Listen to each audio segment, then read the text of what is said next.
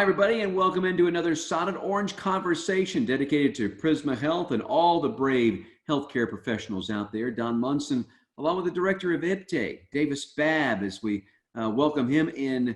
Davis, I know this is unusual circumstances. We've had to unfortunately cancel the Prowl and Growl tour. We're going to talk a little bit about that here for 2020. But first and foremost, good to see you. Hope that everybody is well there in the Babb household.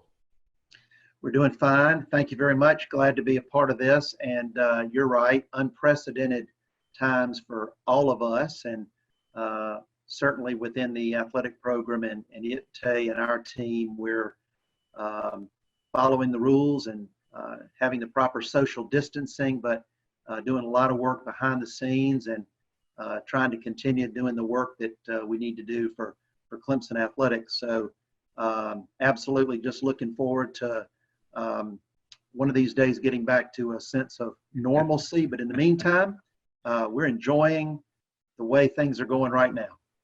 Well, no doubt about it. And like I said, we unfortunately had to cancel this year's Prowl and Growl tour here. First and foremost, we need to, there was already a ton of work that had gone in by all the area clubs, by all the IPTE reps, and we want to thank them for their dedication that they continue to serve with. No question.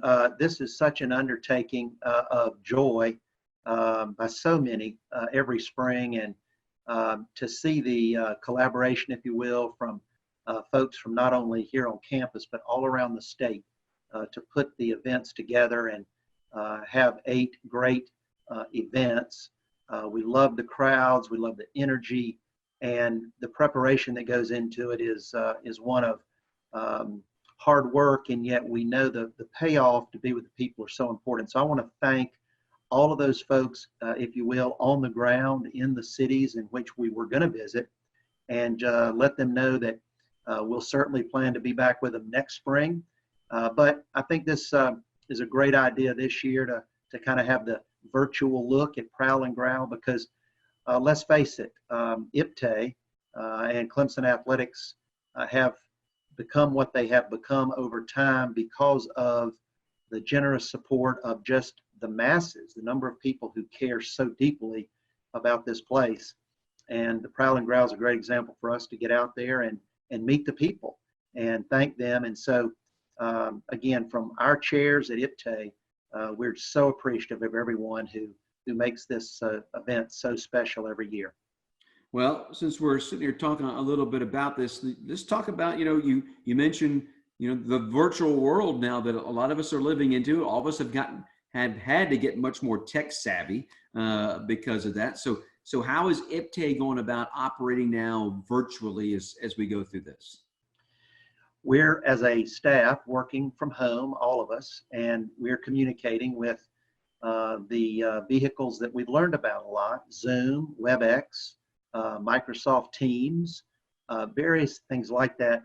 And it's really given us an opportunity to spread our wings a little bit and communicate in some different ways. And it's really important in situations like this, I think, for organizations, for our team to stay connected. And I think strength in numbers is so important. And so we continue to have necessary meetings, whether it be the entire staff or we break things out with our annual fund, major gifts, premium seating, whatever it may be, to have those meetings and stay very much connected. So while we're working virtually, we're very much connected. And I think what I see is a sense of determination to keep going. And I think what's come out of this is some new ideas that we would not have really thought about before in terms of communication. So as we look to the future and how people are going to want to be communicated with, you never can replace face-to-face.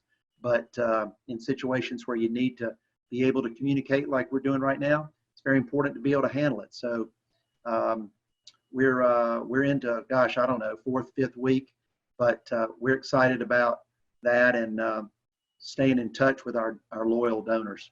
Yeah, I keep telling people every time I'm sitting here doing a video thing like this, I can't wait to see you in person. I'm going to give you the biggest hug ever when I see you. I think that's true for all of us. That's right. We're looking forward to that. Yeah, no doubt. All right. So give us an update on 2020, on what is happening in IPTE here in 2020.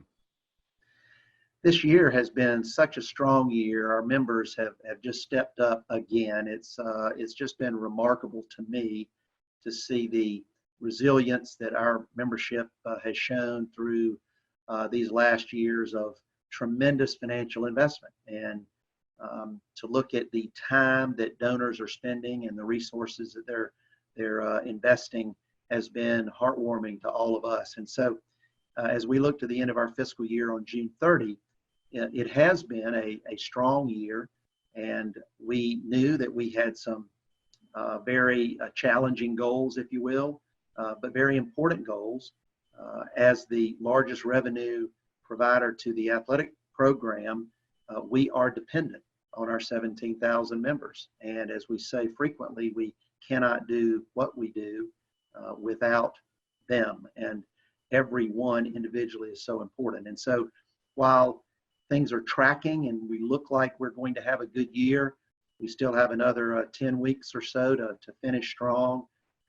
Been very excited about the response to our annual fund and the number of folks who have again pledged and made their 50% payments. And we've extended some deadlines, as you know, for both completing the annual fund pledges as well as our ticket deadlines. So more to come on that. We're trying to be very understanding of people's real life challenges that they're going through, and all the while understand that our role here is to support Dan Radakovich in the athletic department, and it's a very large organization and 19 sports, 500 student athletes. There are a lot of folks to try to support. So I'm very pleased. We'll see how the year ends. Also happy to say from a facility standpoint that we're so thrilled with the response from a funding standpoint, and our soccer operations facility is up and out of the ground and going vertical, as they say, with probably a summer completion date. And so happy that that is in the works. So our donors have helped us across a wide range of opportunities, and we're very, very appreciative. You know, people probably want to try to at least to find out, all right, so, you know, what does 2021 hold? I don't know that really any of us know the answer to that, to be perfectly honest with you, Davis. You know, if, you know, I don't think that either you or I is Nostradamus here to figure that out. So as you go about putting together the strategic plan for 2021, I can only imagine the complication that has to go into that. Yes, the strategic plan is so important to us, and we're in our second year of a 5-year plan. And one of the things that was so key was being able to be flexible and nimble, if you will, and being able to communicate to donors of all ages and backgrounds. And boy, hasn't that come to fruition. Obviously, in our world, the health and safety of all of our young people is so important. And so you'll see from coaches and student athletes and staff, we're all trying to take all the necessary precautions. But as you say, we have to plan ahead, and football is absolutely key to our operation. And the combination of donations and season ticket sales are critical. And so we are moving ahead as if we're going to have a season, and we fully expect to and hope to. We're also looking at contingency plans, and there's no mystery to that. You'll hear a lot of people around the country talking about that, and what does that look like? Is that a shortened season? Is that starting a season a little bit later in the fall? We don't know, but what we want to do is be as ready and prepared as we can be, so that when that decision is made, we will be ready to communicate to our donors. And so now we have a task force that is meeting twice weekly. That's an athletic and IPTAY task force to look at all potential options as relates to not only communications with our donors and season ticket holders, but also just from a policy standpoint. And people have questions, and people are hurting financially, and yet they don't want to let go of that IPTAY relationship. So our strength is in the relationships, and so all of our decisions are based on the long-term care of those relationships, while understanding we have real short-term needs here too. So Dan and his team and our team working really close together. And I think folks will hear more in the coming weeks about that. So again, we want to march forward, but always be ready to adjust as necessary as situations dictate. Well, and people hear you talking about, hey, hopefully the football season is going to be here. Other sports are going to get going. Certainly not only at Clemson, but hopefully all across the United States and the world. But as I know is a case, the safety of the student athlete, the safety of our coaches is right there at the forefront. That's true. And our coaches are working virtually in all sports. Obviously football for sure, as we look ahead into the fall sports, but all those student athletes are at home. They're taking courses online. We're heading toward the last couple of weeks of class. And so looking ahead, we have to keep safety first. As much as we love athletics and we love what we do, number one is the safety and well-being of our folks. And just look around in our own country and around the world. So many lives have been lost, and we have to make sure that that is the first priority. And I think that that day is going to come when our students will be allowed to come back on campus. They'll need to clean out their dormitories. They'll be looking ahead to what the fall will look like. And I think that when they do come back, it's safe to say that I don't know that it's just flipping a switch and everything goes back to normal right away. I think that those folks like our physicians and our counselors and our dietitians and our strength and conditioning folks, I mean, these young people have been away, and these professionals are going to have to phase all of these things back in.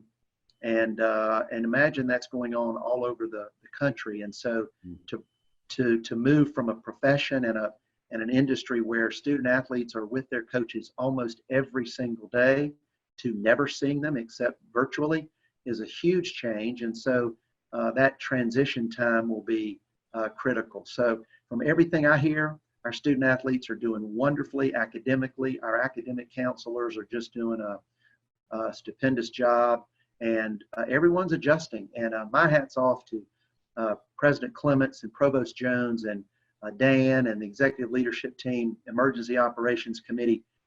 This is truly unprecedented, and I'm so proud of the way Clemson has again stepped up and made this a success. Lastly, Davis, is that what's pretty neat about this, even though there's no Prowl and Growl tour this year, there's going to be a Prowl and Growl virtual page that is going to go out there. So it'll be not like having the coaches in attendance and all that kind of stuff, but it's going to be a pretty neat little deal that you all are all working up, that everybody across campus is actually working on. And when it gets launched, it's going to be pretty nice. Very nice. It's a collaboration with Alumni Office, Clemson Forever Fund, IPTE, our athletic department, and fans will be able to go online and they'll be able to access discussions, conversations just like this, but with our head coaches and athletic director, and then just be able to get updates. They haven't been able to really see and hear so much from coaches lately, and we'll have opportunities that way to connect. And so I think that's really important. Let folks see our faces, hear our voices, and know that we're here trying to do the best we can for Clemson University. And so, again, it's a great virtual look at behind the scenes, if you will, what's going on. And we've missed everybody. I tell you, I know you feel that way. President Clemens said it in a letter to us, the university just recently. He was walking the campus, and we miss the students, and we miss that energy. And that's what it's all about, the students, whether they're competing in athletics or not. It's all about the students. And so we can't wait till we get back to that time. But now it's up to us to communicate with our donors. And so I think they'll enjoy the virtual Prowl and Growl and everything that comes with it. And hopefully we'll get some good mileage from that, and everybody will feel informed and ready to go for the fall.